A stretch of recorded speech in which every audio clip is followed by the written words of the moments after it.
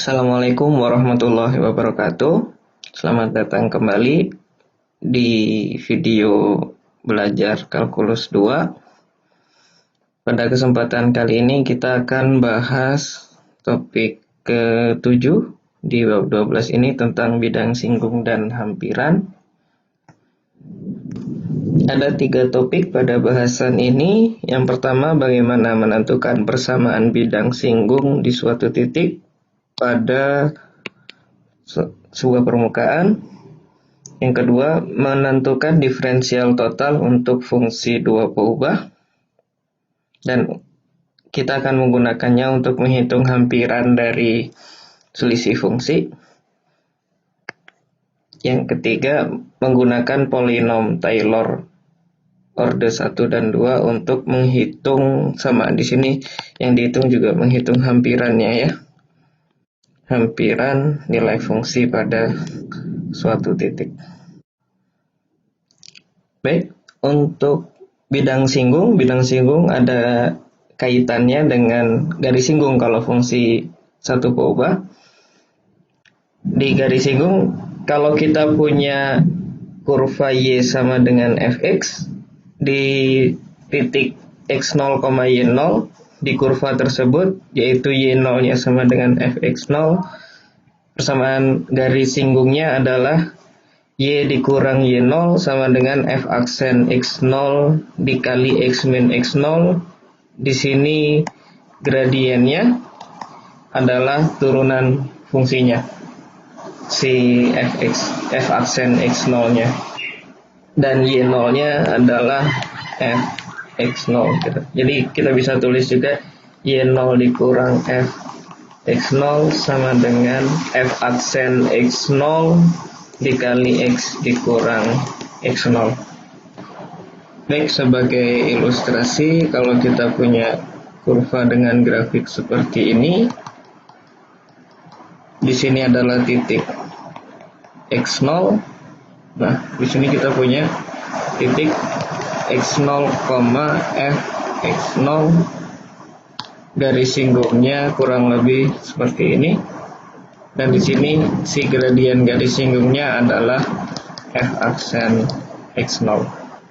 Bagaimana dengan bidang singgung? Ya, kurang lebih geometrisnya seperti ini. Kalau kita punya permukaan, ya,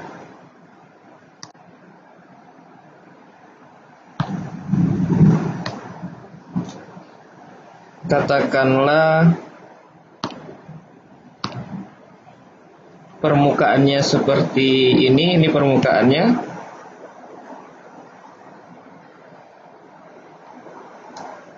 Di suatu titik, nah titiknya di sini. Sini misalnya adalah titik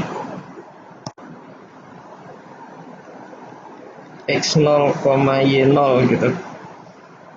Titik ini, nah titik fungsinya di sini.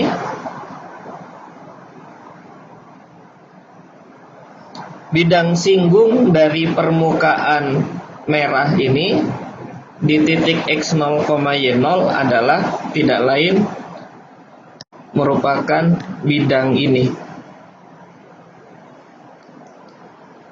Nah, bagaimana menentukan bidang ini?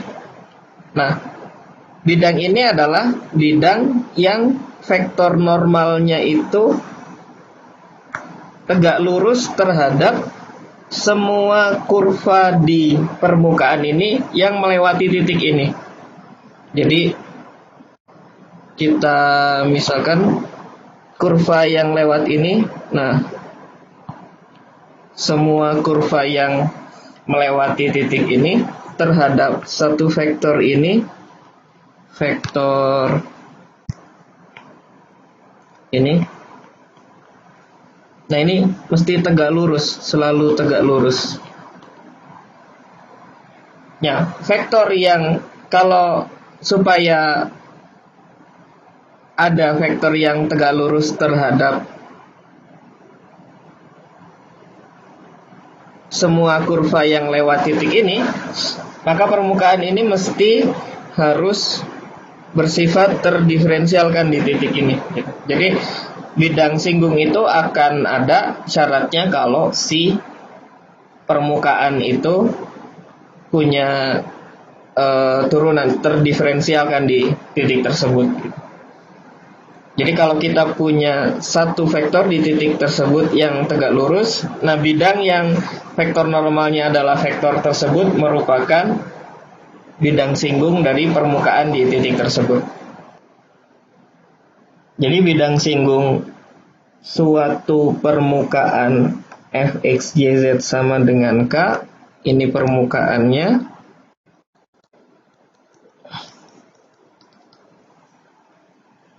Di titik P, ini titiknya, koordinatnya x0, y0, z0.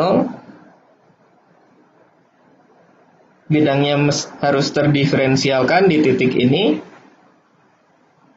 Kemudian jika diketahui gradien f-nya itu tidak sama dengan 0, maka bidang yang memuat titik P, kalau ini titik P, bidang yang memuat titik P dan tegak lurus vektor gradien f. Jadi gradien itu kan merupakan suatu vektor ya. Bidang yang tegak lurus dengan gradien f, tentu ini gradien f ini akan menjadi vektor normalnya bidang. Jadi kalau kita buat bidang yang tegak lurus dengan gradien f, artinya di sini nanti dia tegak lurus. Nah, ini adalah bidang singgung.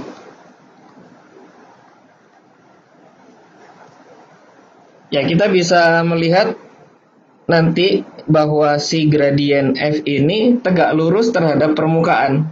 Dari mana ini diperoleh? Bahwa gradien f tegak lurus dengan permukaan fx, y, z sama dengan k. Ya, sebenarnya ini adalah bagian dari saat kita belajar tentang turunan berarah kemarin. Bahwa fx, y, z sama dengan k itu tidak lain adalah kurva ketinggian fungsi fx, y, z. Di akhir materi tentang turunan berarah, kita punya bahwa gradien itu tegak lurus dengan kurva ketinggian. Jadi, kurva ketinggiannya fungsi 3 variabel itu berupa permukaan, berarti gradiennya itu adalah suatu vektor yang tegak lurus dengan permukaan tersebut. Jadi kalau kita buat bidang yang juga tegak lurus tersebut, nah kita akan mendapatkan bidang singgung seperti itu. Selanjutnya, bagaimana formulasi dari persamaan bidang singgung?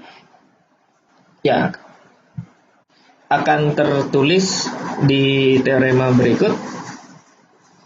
Jadi kita punya tadi, kalau kita punya gradien f di titik x0, y0, z0 itu akan menjadi vektor yang tegak lurus bidang.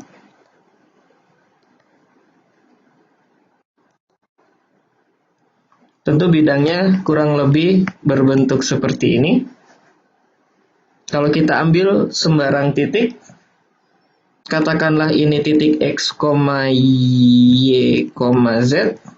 Kemudian titik ini adalah titik x0, y0, z0. Apa yang terjadi kalau vektor gradien f ini tegak lurus terhadap bidang? Dia akan tegak lurus dengan vektor yang dibentuk oleh dua titik ini. Artinya apa? Kalau tegak lurus, hasil kali titiknya adalah 0, ya benar. Jadi 0 itu akan sama dengan gradien f di titik x0, y0, z0 didotkan dengan vektor ini. Vektor yang dibentuk antara dua titik ini tidak lain adalah x dikurang x0, y dikurang y0, z dikurang z0. Dan kalau kita jabarkan adalah ini kan gradien f terhadap x, gradien maksud saya turunan parsial x0, y0, z0 dikali x min x0 ditambah turunan f parsial terhadap y dikali y min y0 ditambah gradien turunan terhadap z di titik x0, y0, z0 dikali z min z0, dan ini sama dengan 0. Jadi persamaan bidangnya seperti ini. Khususnya kalau permukaannya berasal dari fungsi dua variabel, z sama dengan fxy, bagaimana menentukan bidang singgungnya? Baik, kita hapus dulu bagian yang atas. Jadi kalau berasal dari z sama dengan fxy, kita bisa tuliskan ini sebagai suatu fungsi baru f besar x, y, z sebagai f x, y dikurang z.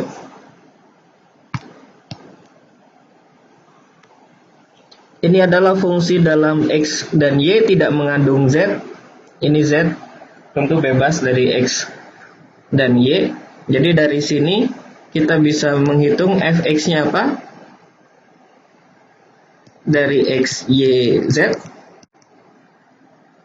Turunan dari ini yang mengandung x hanya ada di ini. Jadi turunan ini terhadap x, turunan terhadap y-nya adalah turunan ini diturunkan terhadap x maupun y, hasilnya 0. Sementara turunan terhadap z-nya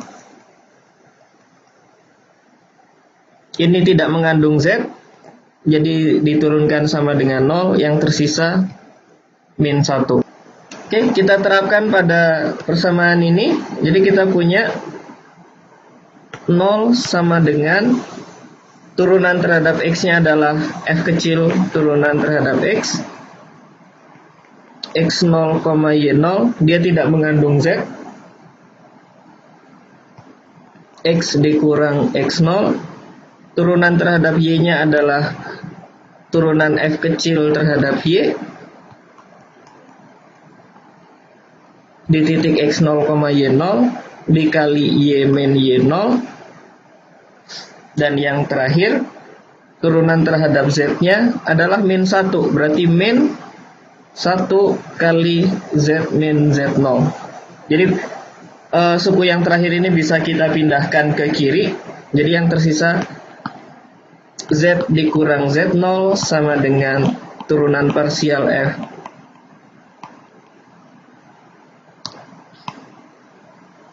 di titik x0, y0 dikali x min x0 ditambah turunan parsial terhadap y dikurang y0, ya.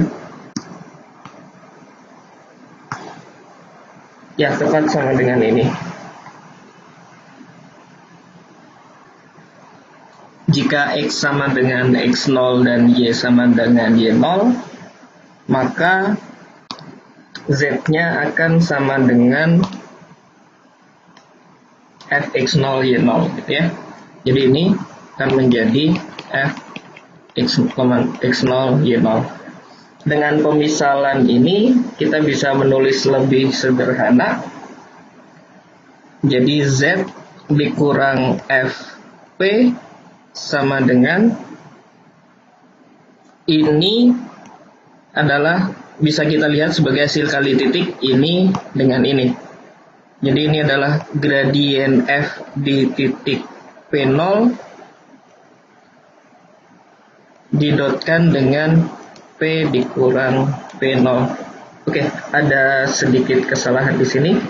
Mestinya adalah P0 ya.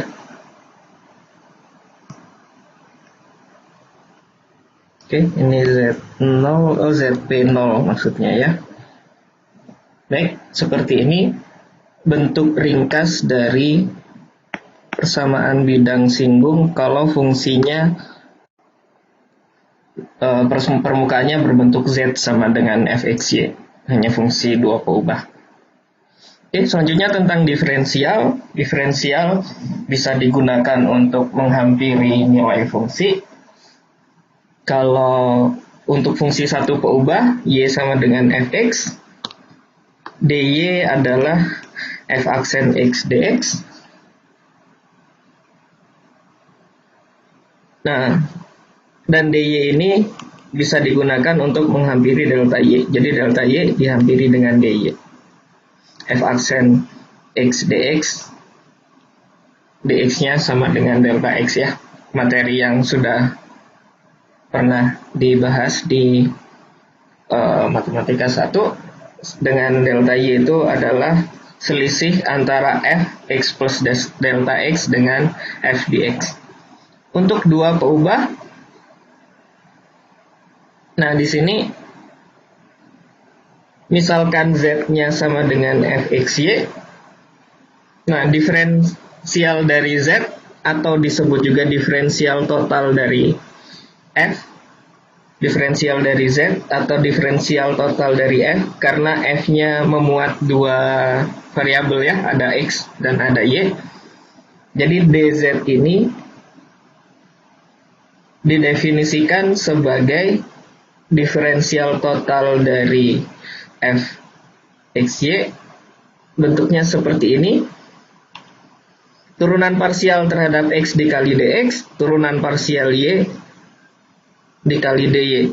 Ya, tentu dengan dy dx sama dengan delta x, dy sama dengan delta y gitu. Mereka x dan y-nya sekarang yang menjadi variabel. Dan bentuk ini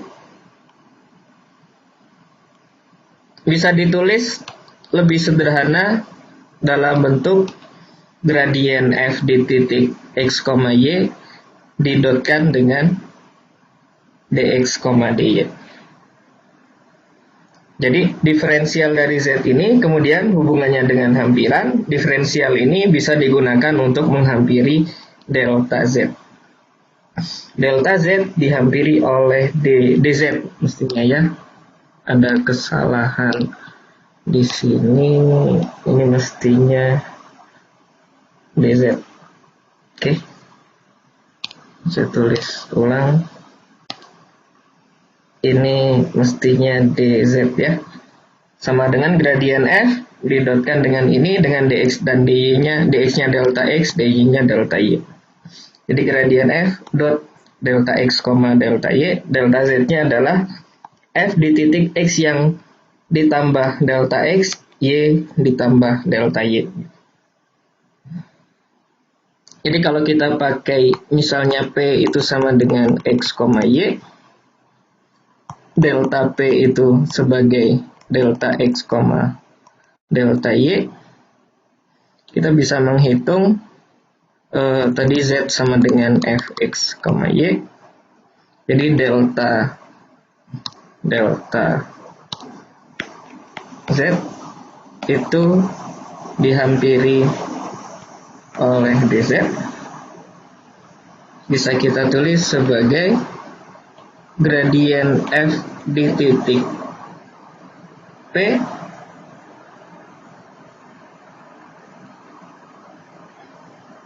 didotkan dengan delta p. Yes.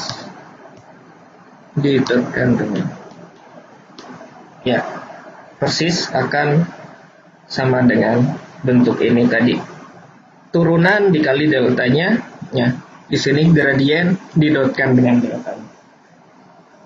Pun bidang singgung tadi yang kita peroleh juga akan berhubungan dengan garis singgung, bentuknya akan serupa. Ini tadi bidang singgung di titik P, di titik P0, Z dikurang F di titik P0 sama dengan gradien di titik P0 dot P dikurang P0. Sementara garis singgung tadi Y dikurang F di titik X0 sama dengan turunannya dikali X min X0 gitu. Jadi di sini masih ada hubungan dengan fungsi satu variabel. Oke, terakhir tentang polinom Taylor.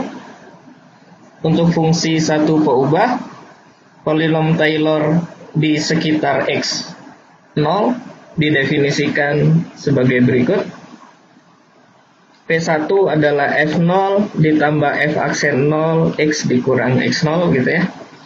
Sementara orde 2-nya, polinom Taylor orde 2, ya sebenarnya sama dengan P1 Fx0 ditambah F aksen X0 dikali X min X0 ditambah, nah ini yang orde 2-nya, setengah F double aksen X0 turunan kedua X min X0 kuadrat. Bagaimana dengan P3? Ya sebenarnya tinggal kita lanjutkan.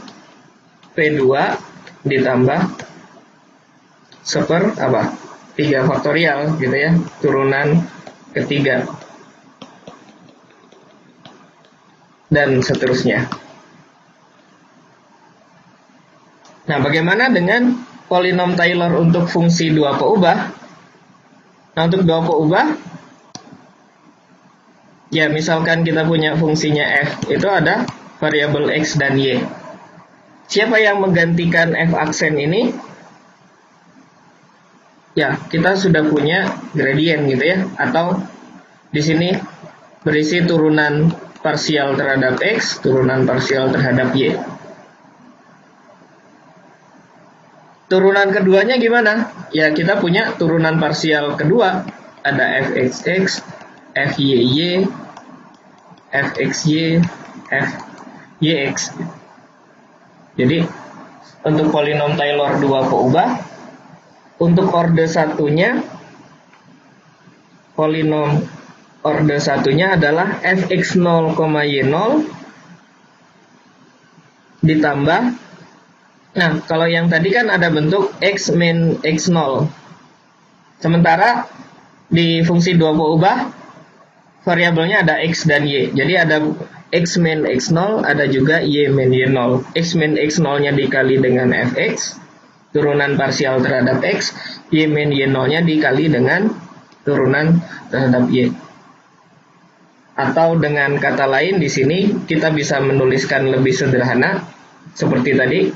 Jika kita misalkan x, y-nya adalah p, x0, y0-nya adalah p0, maka polinom Taylor orde satunya adalah p1 di titik p ini adalah f dari p0 ini ditambah, nah ini adalah hasil kali titik antara gradien f di titik p0 dengan vektor x min x0, y min y0, atau dengan bentuk lain P dikurang P0.